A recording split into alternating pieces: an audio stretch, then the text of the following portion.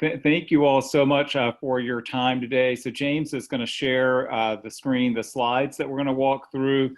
We're going to try to walk through a lot of the background pretty quickly because you all are very aware of this, but so that we can have as much time as possible to be able to go over kind of our recommendations. So James, the next slide. Just talks a little bit. Of course, you all know about the network. You're part of it. We established this in November 2019, and you all were a huge part of our report. So in addition to the topics that we've been talking about, developing the case studies and disseminating principles, we've really been able to take advantage of your knowledge, your expertise as part of this. And so we have a number of you were generous in responding to a survey that provided input on the project. We also have carved out time during our meetings to get your input, and we've also interviewed a number of you individually. So you were a huge part of this. I hope that you see your imprint here as we walk through, but wanted to start off by saying that we really appreciate everything that the network has done to provide input on our project's key questions. And I'm going to turn it over to one of our partners, Dave. The Project Management Institute has been working with us, both PMI and the Samuel Freeman Trust sponsor this, and PMI has been an integral part of our study team. So I wanted to turn it over to Dave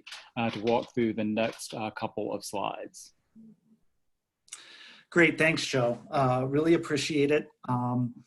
It's been a tremendous project to partner on. Certainly appreciate the resources the Freeman Charitable Trust brought to bear, the reach, the authority that working with the Academy has lended this important project, and certainly at PMI we're happy and humble to offer whatever thought leadership and partnership we can bring to bear as well. So the project that we're working on that Joe described, really trying to put together something that can serve as an agenda setting document at this critical time that we have the transition to a new administration. We felt like this was absolutely the time and place to put forth such a study. Really take a look at identifying issues and challenges with Agile in the federal space. Come up with some very specific recommendations that we can put in the hands of stakeholders and policymakers. Lay that groundwork if there's anything from a policy change perspective that would help bolster and advance our efforts here. And then certainly, as we mentioned, see how we can engage and really be front and center in the president's management agenda for this topic. And so what are the key questions that we wanted to ask and that we asked and answered and set out to answer in this study? So what's the value prop for making the government more agile than it is now? How does that differ from the current posture that we find ourselves in? What are those barriers and hills we need to get over to make the government more agile? Are there circumstances, is there a rubric we can develop to say, hey, a more agile approach is going to be more appropriate for this type of problem to solve, or this agency, or this point of view, and really how to best apply that? How do we assess readiness for each of those potential circumstances? How can we have an agile federal government be best promoted? What agencies should take the lead? Who's going to be in the vanguard for advocating for this very important effort? How can we really embed ourselves in the president's management agenda and use that as a North Star for adopting Agile across the government? And then what specific implementation actions can take place? What's the playbook? What is our toolkit for assessing, understanding, implementing, and then realizing all the great benefits that we'll see once the government becomes more agile and realizes this stream? Great, thanks. And I should have said at the outset, so the structure of this, if you have any questions or comments as we go through that you think of, please put those in the chat and we will work to address those as we go through, or later at the end of this. We also have set aside time in the agenda to have, kind of a round robin or a group conversation around any questions that people have or comments. And then we're going to try to break up into some smaller groups to talk a little bit about specific thoughts that people have about about our recommendations in particular today, and any topics that you think we should put on the agenda for future meetings. I should have noted that in the beginning. But this particular slide just kind of frames this as you all know, it's Agile is a new management paradigm. It's taking a lot of the lessons learned from Agile in the software world and applying it to more broadly to how we run organizations, how we run programs. So the top priority is customer or end user satisfaction. So instead of making processes kind of that work for the organization, it's really how do we make sure that these processes add maximum value to our customer or end user. It's empowering staff members to determine their own way of working, decentralize as many decisions as possible, focusing on iterating and learning. So it's not about going off and into a room and working for a couple of years on a product and then boom, here it is. It's more iterating and saying, here's what we've come up with so far. Then getting people's feedback and continuing to work on those. Small teams doing work in multiple short periods of time. Working more in a network, so it's not always a hierarchical organization. It's working across organizational units, across agencies in a network fashion, using innovative tools and working approaches to facilitate innovation and support problem solving, and identifying risk and addressing it early and throughout the process. And this really requires fundamentally a different mindset on the part of people, especially leaders and managers, that leaders kind of become instead of primarily hierarchical top-down commanders, it's more of a gardener, people that get absorb risk and kind of remove roadblocks and facilitate and collaborate. So those are kind of some key characteristics of Agile from a management standpoint.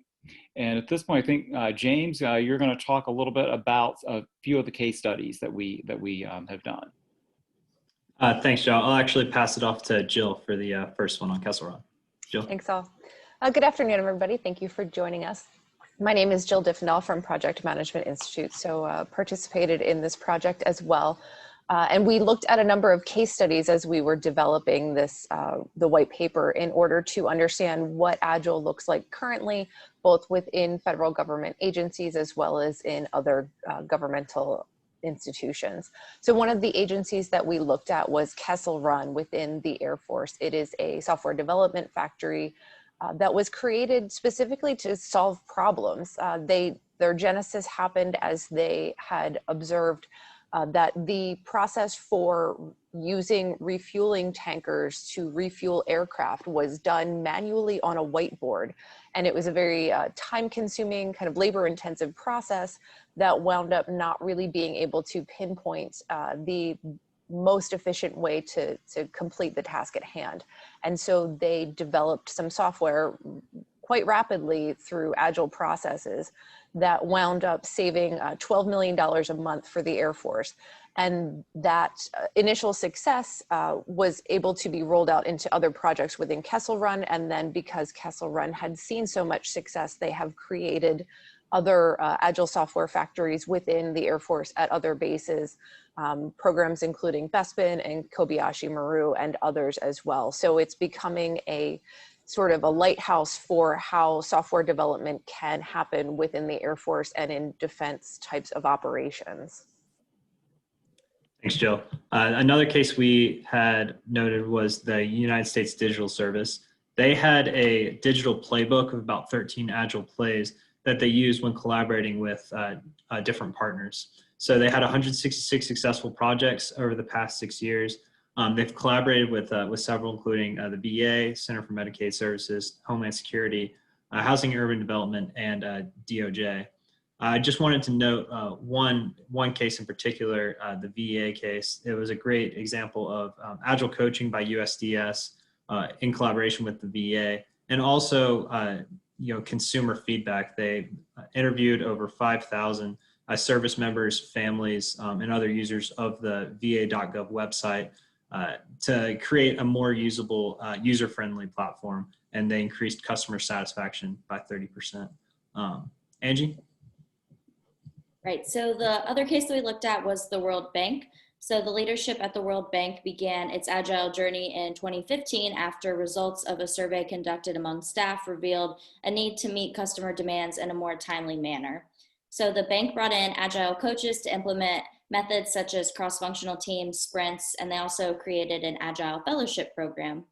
So these fellows launched 3 Agile pilots, and some of those successes are outlined on the screen. So the African transportation pilot reported saving about 27,000 hours of work.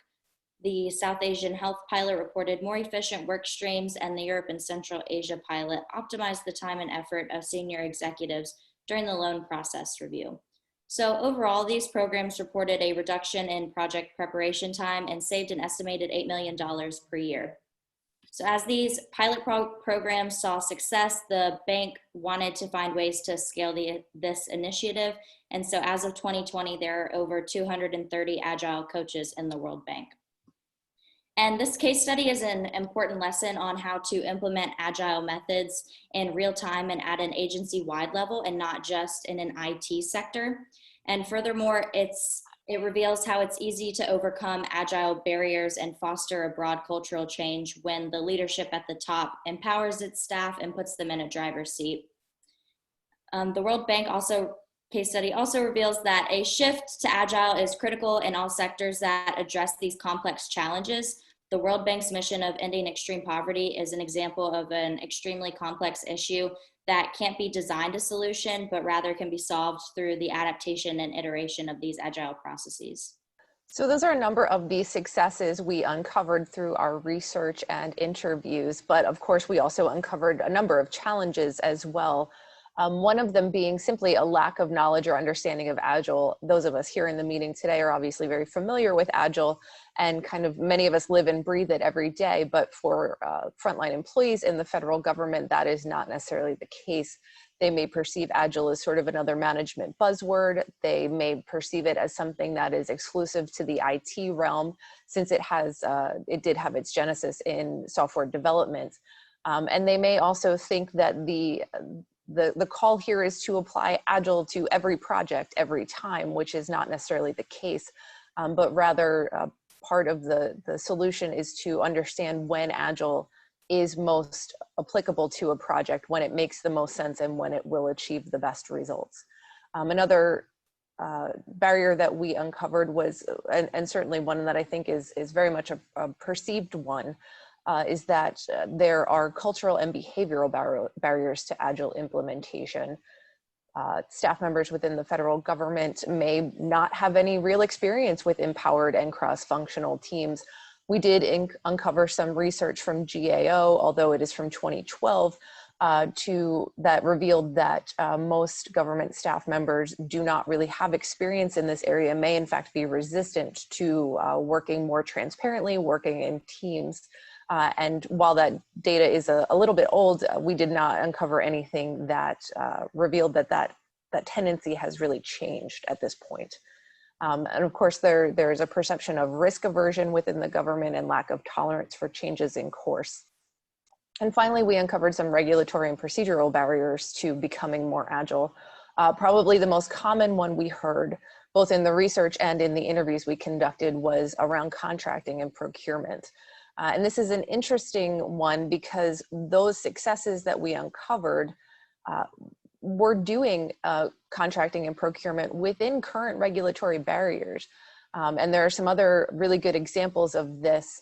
For example, the Procurement Innovation Lab at DHS, CMS is doing something similar as well, where they are simply just rethinking within current regulatory barriers how to do procurement. So it's not about changing the regulations, it's about changing the mindset.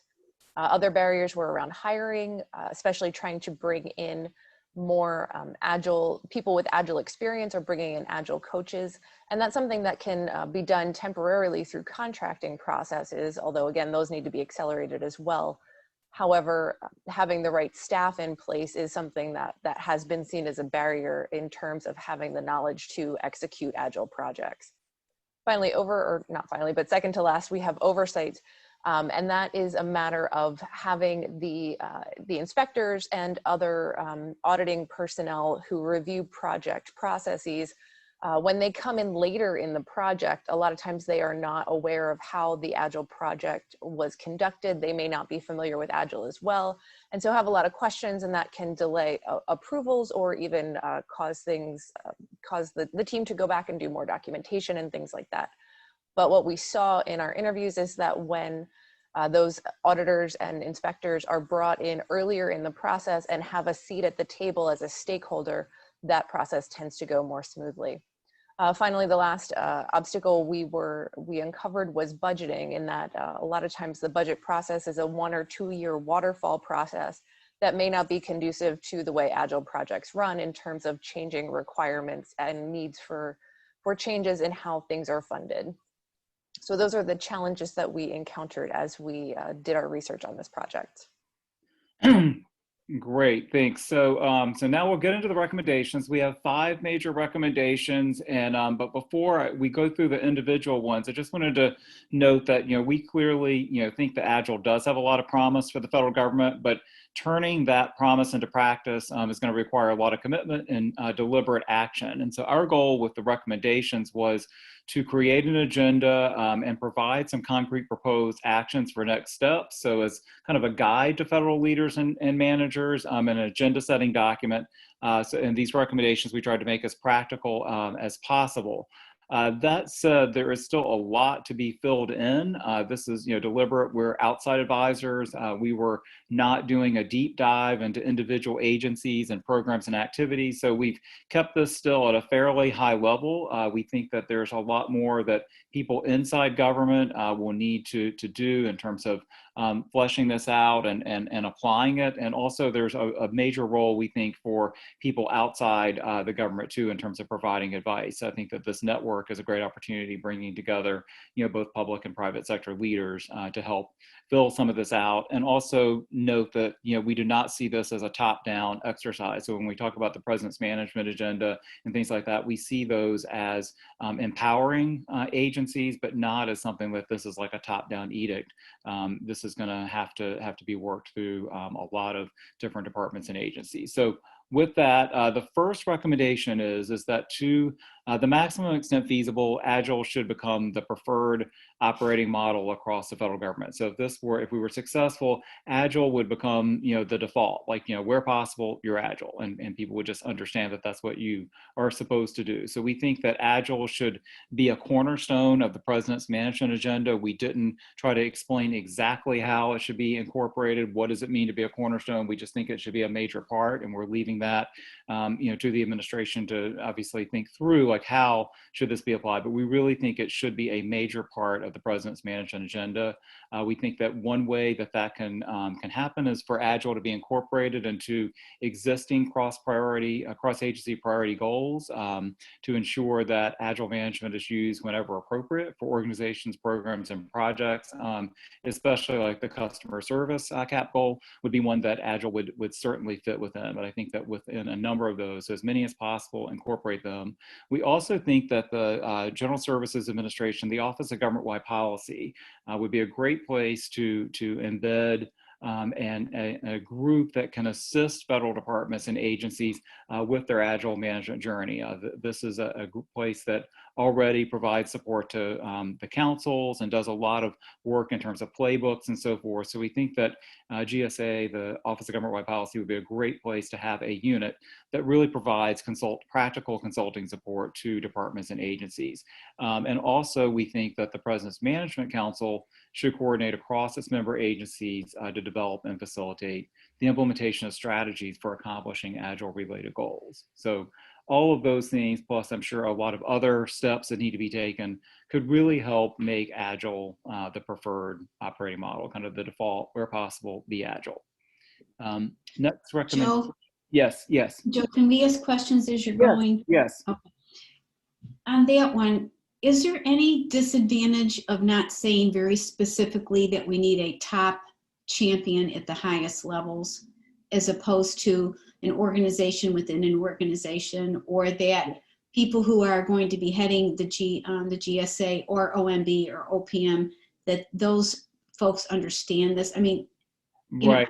I worry about not having a singular champion that is going to, Right. Yeah. So I would say, I think that's a great point. So I would say that first of all, we think that the President's Management Agenda, that would help kind of be that champion. We also, in the next recommendation, where we talk about department and agency leaders, we include government-wide. So one of the concerns, we didn't want it to look like this was just like an OMB thing, like, that OMB was the owner of this. So that's a great point, but we want to make sure that the ownership of this is across government. So it's not just leaders in OMB or GSA.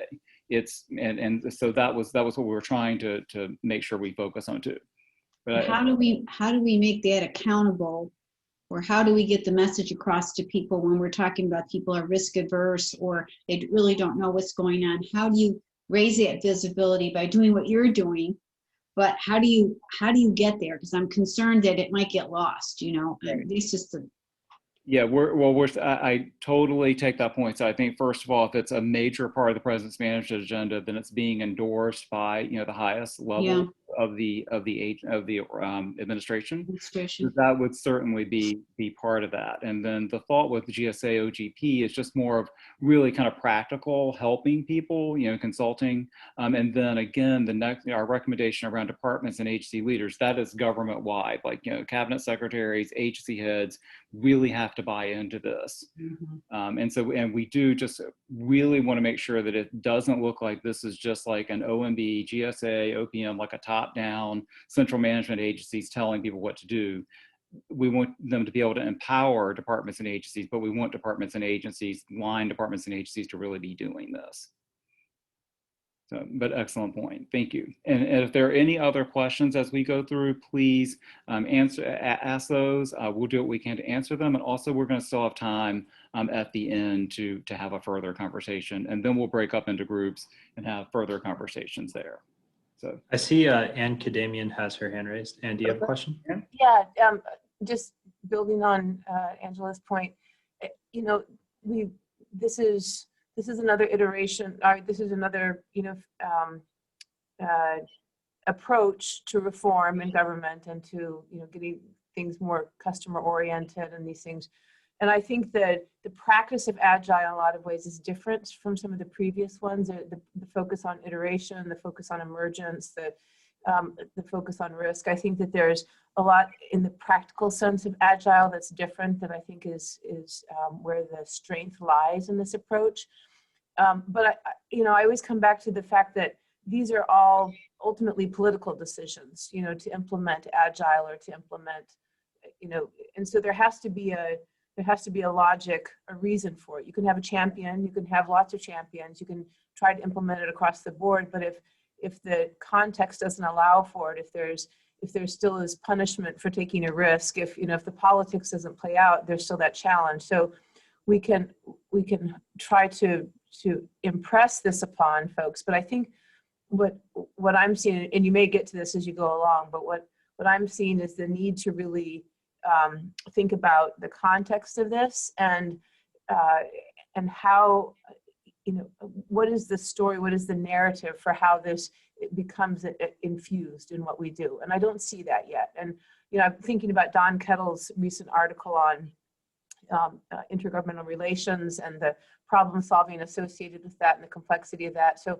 I think there is a broader narrative here that is a powerful one for how, why Agile is the answer.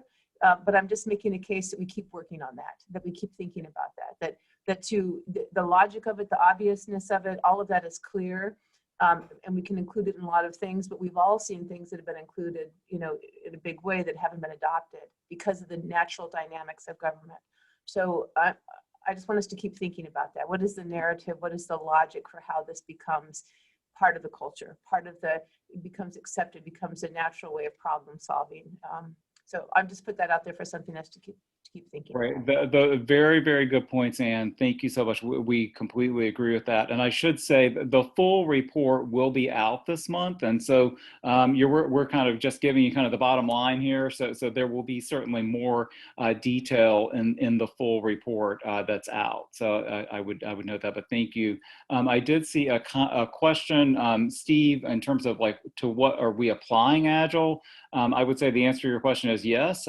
We looking at projects and programs, but we're also looking at, broader organizations. So how organizations are run. And so kind of applying this somewhat like the World Bank has applied it across organizations. But we're looking to scale up Agile, increase it so that it would be applied at in more projects, more programs and organizations. And I completely agree that, the workforce is a critical element of that. And as we go through this, you'll see there's another recommendation around training. And I know that there's a lot of work with the workforce that would need to be done. So if there are no more questions about this recommendation, I'll turn it over for the second recommendation that we have. Hi, yeah, I'm Scott Ambler. I am also with PMI, so I'd like to work through this recommendation. So we have been basically talking about how we should champion both inside federal departments as well as in teams and champion Agile. And we should bring it in as much into our daily way of working as we possibly can. So we're suggesting that department agencies leaders should seek out and support and publicly support and publicly empower their people to become more agile, to apply agile ways of working whenever they can. We should also put them in a position where they can help to assess their organization's agile readiness. This can be done via assessment surveys, for example, and an assessment tool. And the basic idea is we want to make sure that these groups, these agencies are ready to become agile, and if not, provide them some advice to become more ready. And if they are ready, to sort of prod them along and help get them going. Similarly, at the individual and team level, we should also be helping these groups and these people to assess their current ability, either from a readiness point of view, or probably more importantly, from an ongoing "are we getting better" point of view, and do the same assessment every couple months basically, and then look at the trends of see how we're improving or not improving if things aren't going well, I suppose. So we should empower team members. We want to encourage collaboration and particularly discourage siloed behavior. There are significant challenges both throughout the government, but as well as in the private sector as well, around siloed behavior. So this is a common challenge period, as many of you know. We should support the leaders and managers and staff members down this path, with training, with coaching, with just general empowerment and general support. We should actively participate in the overall Agile management process and ask them to become active participants as well. And then finally, reinforce this idea that agency actions and process and procedures should enhance the experience of the customers, of the citizens, of the other stakeholders within those agencies and within other agencies as well. Help things get better. So as we mentioned earlier, as Scott discussed and as Joe discussed, the idea here is the onus is on agency leaders and throughout the government to try to bring this into their own individual departments, programs, projects. But of course, as we had explored some of the barriers, we know that there are going to be times where those groups, whether they're teams or entire departments, are going to run into some of the barriers that are more statutory, regulatory, or legislative. And so this recommendation addresses the idea that those barriers should be identified and appropriately addressed within the checks and balances system that we have established in the government. And this is where we're specifically targeting OMB, GSA, and OPM to work together to identify those statutory and regulatory barriers, especially the ones that are affecting agencies, departments, programs across the board. And helping them to remove those barriers through the checks and balances system in order to allow Agile to happen more widely within the government.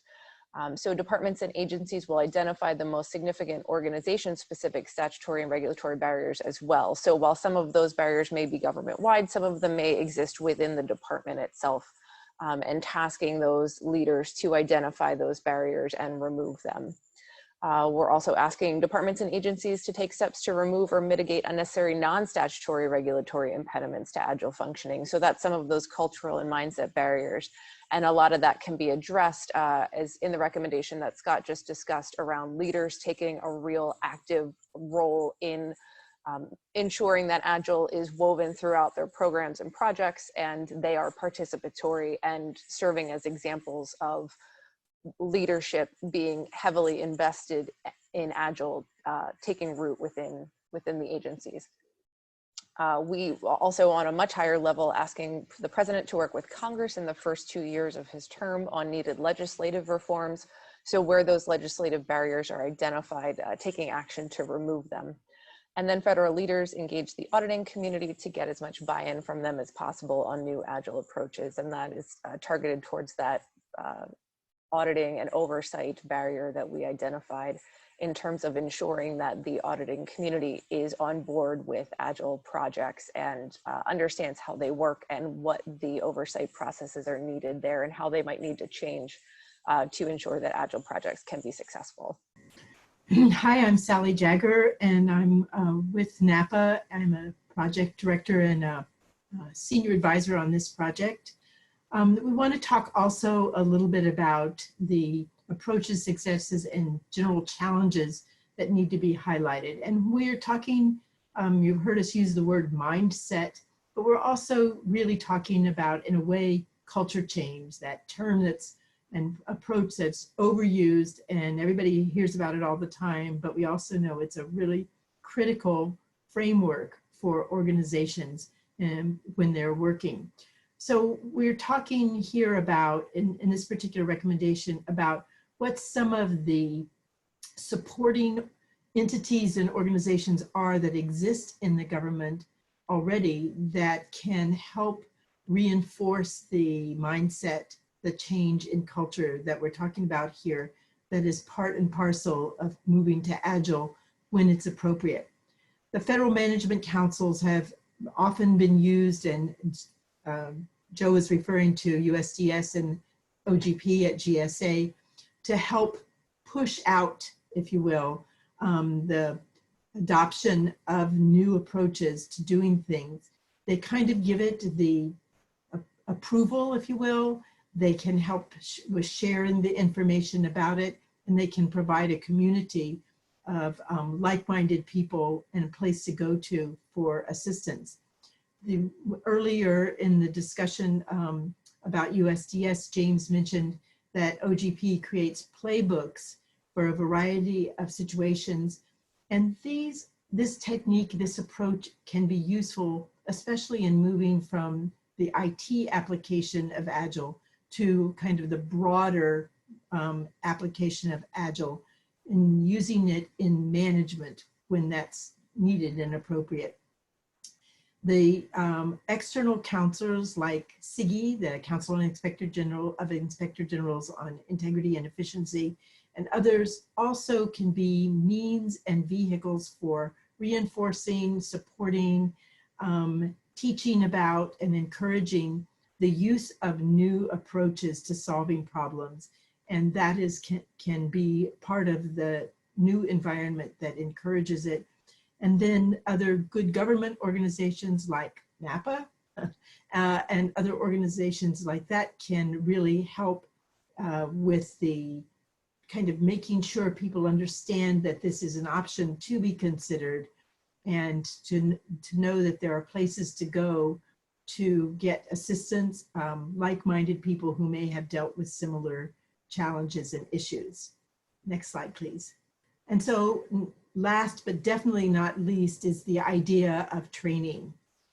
We were happy, very happy in working on this project that Angela Evans, who's spoken up here, there she is, and Ed DeSev, and then also Ron Feldman were the members of our expert advisory group giving us advice.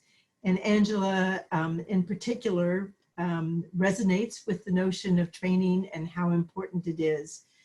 Using some of the kinds of tools that Scott was talking about, Scott Ambler was talking about, that are available and for assessment of what the skills are and the information needs for people to be able to adapt and adopt Agile principles to specific projects.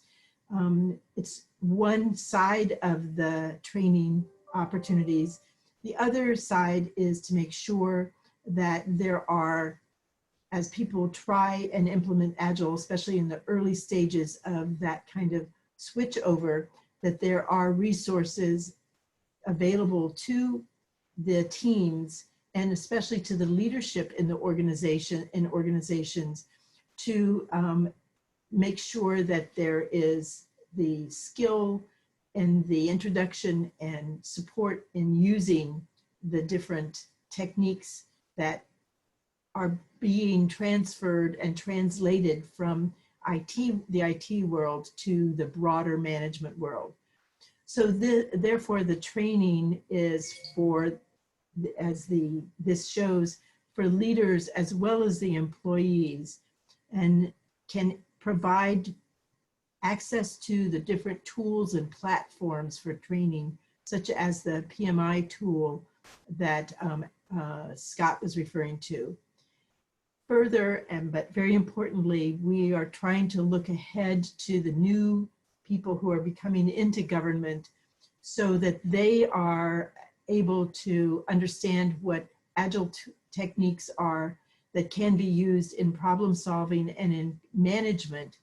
This will help provide an ongoing framework that will be started in college level and graduate level curricula, and hopefully be translated into the practical learning experiences to make this adoption easier throughout government. Joe? Thanks to everybody. So we know that, this is a major undertaking that we're talking about, but we think that those 5 recommendations and associated action steps would really start the process moving forward. We know that it requires cultural change and it is a process. We think that would hopefully we'll get things going. I wanted to thank everyone for your time today. Thank again the Project Management Institute and the Samuel Freeman Charitable Trust for making our work on Agile, the Agile Federal Government white paper possible.